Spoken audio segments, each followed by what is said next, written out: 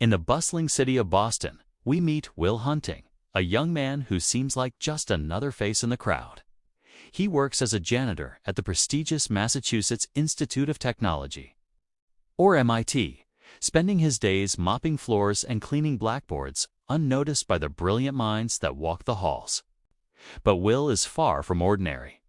Beneath his rough exterior and simple life lies a genius of unimaginable proportions. He possesses a photographic memory and an intellect that can solve mathematical problems that have stumped the greatest professors for years. One evening, while cleaning a hallway, Will notices a complex math problem left on a blackboard by Professor Gerald Lambeau, a Fields Medal winner and a renowned figure in the mathematics department. The problem is a challenge to his graduate students, designed to be nearly impossible. Intrigued, Will picks up a piece of chalk. With no one around, he effortlessly solves the difficult equation, leaving the completed proof on the board for all to see the next morning. When Professor Lambeau discovers the solution, he is absolutely stunned. He assumes it's the work of a gifted student hiding their talent. He puts up another, even more challenging problem, one that took him and his team 2 years to solve. Again, late at night, Will approaches the blackboard. As he's writing the solution, Lambeau and his assistant catch him in the act. They are shocked to realize the anonymous genius is not a student or a professor, but the janitor. However, Will's life is complicated. He and his best friend, Chucky, along with their other friends, Morgan and Billy, often find themselves in trouble.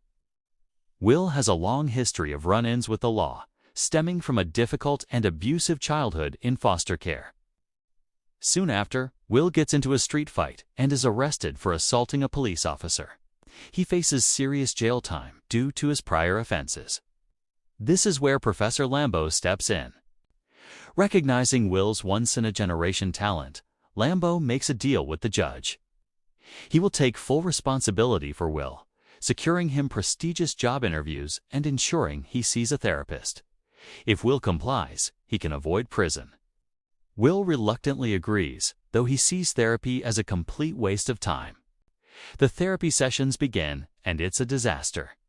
Will, with his sharp mind and defensive attitude, systematically dismantles every therapist Lambeau sends his way. He uses his intelligence to analyze their insecurities, mock their books, and drive them away, one by one. Desperate Lambeau turns to his old college roommate, Sean McGuire. Sean is now a community college psychology professor who, like Will, grew up in the same rough South Boston neighborhood. He's experienced his own share of pain and loss, making him a unique candidate. The first meeting between Will and Sean is tense. Will tries his usual tricks, analyzing a painting in Sean's office and making deeply personal and cruel assumptions about Sean's late wife. Sean remains calm initially, but Will's words hit a nerve. Sean grabs Will, pushing him against the wall, and tells him in no uncertain terms that he knows nothing about real life, loss, or love. He ends the session, leaving Will shocked and, for the first time, speechless. Despite the explosive first session, Will is intrigued. He returns the following week. This time, Sean takes him to a park overlooking a lake. He doesn't try to analyze Will. Instead, he shares his own experiences. Sean talks about his late wife, how she had her own little imperfections, and how those were the things he fell in love with. He tells Will that he's just a kid who knows nothing about the world because he's never truly experienced it. He's only read about it in books. This new approach starts to break through Will's defenses.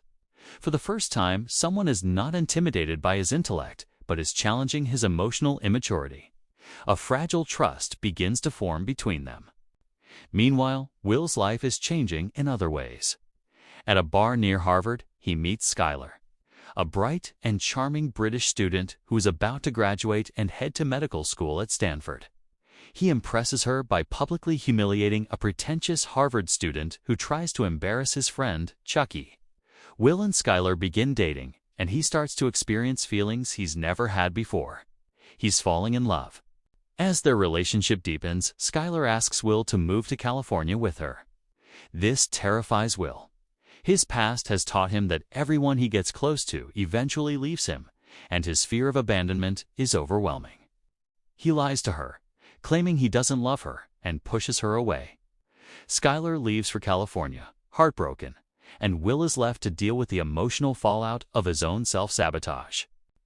Simultaneously, Professor Lambeau is pushing Will to accept a high-paying job at a corporation or a government think tank. Lambeau sees Will's genius as a gift that must be used for great things, and he can't stand to see it wasted. This leads to a heated argument between Lambeau and Sean. Lambeau believes Will should focus on his career, while Sean argues that Will needs to heal emotionally and be allowed to choose his own path, even if it's not what Lambeau wants. During one of his therapy sessions, Sean uncovers the root of Will's problems. He gets a hold of Will's police file and sees the horrific details of the physical abuse he suffered as a child. Sean confronts Will with this knowledge. He repeatedly tells him, "It's not your fault." At first, Will is dismissive, brushing it off with jokes. But Sean persists, his voice filled with empathy and conviction. Slowly, Will's tough exterior cracks. The phrase, "It's not your fault," finally breaks through decades of buried pain and guilt. Will breaks down completely, sobbing in Sean's arms in a powerful moment of emotional release and catharsis. This breakthrough is a turning point for Will. He begins to see his life and his future differently. He starts to understand that he is worthy of love and happiness, and that his past does not have to define his future. One day, his best friend Chucky gives him some tough love. Chucky tells Will that he is wasting his incredible talent by staying in South Boston and working construction jobs.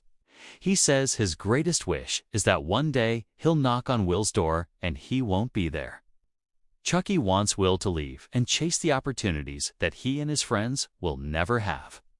This conversation deeply affects Will as he realizes that his true friends want what's best for him, even if it means leaving them behind. Armed with this new perspective, Will turns down the prestigious job offers that Lambeau arranged for him. He decides he needs to follow his own heart, not someone else's plan for his life.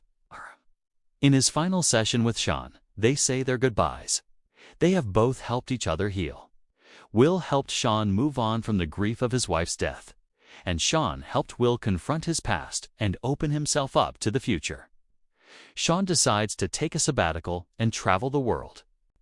For his 21st birthday, Chucky and his friends surprise Will. They've pieced together a beat-up car for him, a gift so he can drive to his job interviews. But Will has a different destination in mind. The next day, Chucky knocks on Will's door to pick him up for work, but Will is gone.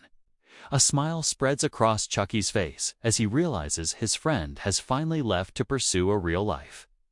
Will leaves a note for Sean, telling him he had to go see about a girl. The final shot shows Will's old car driving down the highway, heading west towards California, towards Skylar, and towards a future he is finally ready to embrace. Thanks for watching our recap. Remember to subscribe to Movies Recap Repo for more videos like this.